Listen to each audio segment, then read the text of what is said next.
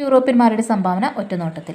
1744 കൊച്ചിയിൽ ബോൾഗാട്ടി പാലസ് നിർമ്മിച്ചത് ഡച്ചുകാരാണ്. കൊച്ചി രാജാവായിരുന്ന വീരകേരളവർമ്മയ്ക്ക് പോർച്ചുഗീസുകാർ നിർമ്മിച്ചു നൽകിയതാണ് മട്ടാഞ്ചേരി കൊട്ടാരം. 1768 മട്ടാഞ്ചേരി കൊട്ടാരം സ്റ്റാമ്പിൽ പ്രത്യക്ഷപ്പെടുകയുണ്ടായി. 1859 ആലപ്പുഴയിൽ കയർ ഫാക്ടറി സ്ഥാപിച്ച ജെയിംസ് ഡാറ അയർലൻഡുകാരനായിരുന്നു.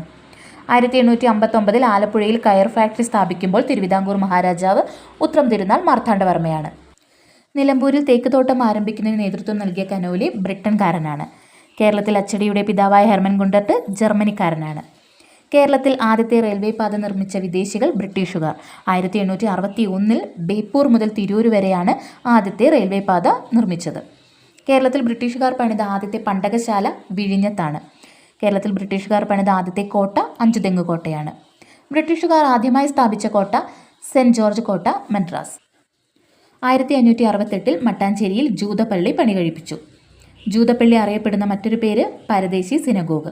കോമൺവെൽത്ത് രാജ്യങ്ങളിൽ തന്നെ നിലവിലുള്ളതിൽ ഏറ്റവും പഴക്കം ചെന്ന സിനഗോഗാണ് മട്ടാഞ്ചേരി ജൂതപ്പള്ളി. സ്ഥിതി ചെയ്യുന്നത് എറണാകുളത്ത്. AD 1000 ഭാസ്കര രവിവർമ്മ പുറപ്പെടുവിപ്പിച്ച ജൂതശാസനം ഇപ്പോൾ സൂക്ഷിച്ചിരിക്കുന്നത് മട്ടാഞ്ചേരി ജൂതപ്പള്ളിയിലാണ്. ജോസഫ് റബാൻ എന്ന യഹൂദ പ്രമാണിക്ക് നൽകിയ ആനുകൂല്യങ്ങൾ വിവരിക്കുന്ന ശാസനമാണ് ജൂതശാസനം. പ്രസിദ്ധമായ ജൂത തെരുവ് സ്ഥിതി ചെയ്യുന്നത് മട്ടാഞ്ചേരിയിലാണ്. പ്രാദേശികമായി മുളവുകാട്, പോഞ്ഞിക്കര എന്നീ പേരുകളിൽ അറിയപ്പെടുന്നത് ബോൾഗാട്ടി ദ്വീപാണ്. കേരളത്തിൽ തെങ്ങ് കൃഷിയും നെൽകൃഷിയും പ്രോത്സാഹിപ്പിച്ചത് ഡച്ചുകാരാണ്. ഇന്ത്യയിൽ ഡച്ചുകാരുടെ പ്രധാന സംഭാവനകളാണ് ഉപ്പു നിർമ്മാണം, വസ്ത്രത്തിലെ ചായം മുക്കൽ. ഇന്ത്യയിൽ പാശ്ചാത്യ ശാസ്ത്രം പ്രചരിപ്പിച്ചത് ഡച്ചുകാരാണ്. കണ്ണൂരിലെ സെൻറ് ആഞ്ചലോ കോട്ട നിർമ്മിച്ചത് പോർച്ചുഗീസുകാരാണ്. പോർച്ചുഗീസുകാർ കൊച്ചിയിൽ നിർമ്മിച്ച കോട്ടയാണ് ഫോർട്ട് മാനുവൽ. പോർച്ചുഗീസുകാർ കുഞ്ഞാലിമരക്കാരുടെ ആക്രമണത്തെ ചെറുക്കാൻ നിർമ്മിച്ച കോട്ടയാണ് ചാലിയം കോട്ട. കുഷ്ഠരോഗികൾക്കായി ഡച്ചുകാർ ആരംഭിച്ച ആശുപത്രിയാണ് പള്ളിപ്പുറത്തെ ആശുപത്രി. ഡച്ചുകാർ 18-ാം നൂറ്റാണ്ടിൽ ഇന്നത്തെ തൃശ്ശൂരിൽ നിർമ്മിച്ച കോട്ടയാണ് ചേറ്റുവ കോട്ട.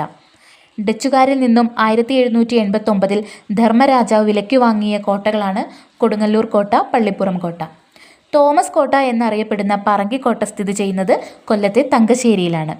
ഇന്ത്യയിലെ ഏറ്റവും പഴക്കം ചെന്ന യൂറോപ്യൻ നിർമ്മിതിയാണ് മാനുവൽ കോട്ട. മാനുവൽ കോട്ട അറിയപ്പെടുന്ന മറ്റു പേരുകൾ പള്ളിപ്പുറം കോട്ട, വൈപ്പിൻ കോട്ട, ആയക്കോട്ട, അഴിക്കോട്ട, കൊച്ചിൻ കോട്ട. ജനറൽ ഫാക്ട്സ് ആണ്. ഹോർത്തൂസ് മലബാറിക്കസിൽ പരാമർശിക്കുന്ന ആദ്യ സസ്യം തെങ്ങും അവസാന സസ്യം ആൽമരവുമാണ്. സാമൂതിരിയുടെ കണ്ടത്തിലേക്ക് നീട്ടിയ പീരങ്കി എന്നറിയപ്പെടുന്നത് ചാലിയം കോട്ട. ചാലിയം കോട്ടയിലെ വിജയത്തെ പ്രകീർത്തിച്ചുകൊണ്ട് 11-ാം നൂറ്റാണ്ടിൽ ഖാസി മുഹമ്മദ് രചിച്ച അറബി കാവ്യമാണ് ഫത്ഹുൽ മുബീൻ, വ്യക്തമായ വിജയം. മലയാളി ലിപി അച്ചടിച്ച ആദ്യ ഗ്രന്ഥം ഹോർത്തൂസ് മലബാർ.